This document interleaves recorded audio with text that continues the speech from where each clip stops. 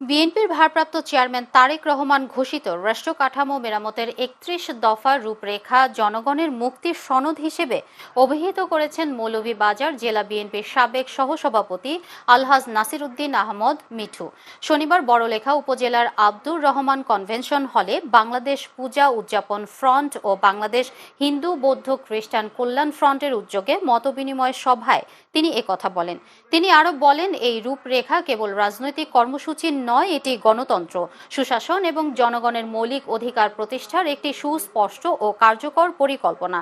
বাংলাদেশ হিন্দু বৌদ্ধ খ্রিস্টান কল্যাণ ফ্রন্টের বড়লেখা উপজেলার সভাপতি অ্যাডভোকেট শৈলেশ চন্দ্র রায়ের সভাপতিত্বে সভায় বক্তব্য রাখেন বড়লেখা উপজেলা বিএনপির সভাপতি মোহাম্মদ আব্দুল হাফিজ ও সাবেক আহ্বায়ক জয়নাল আবেদিন সহ অন্যান্যরা।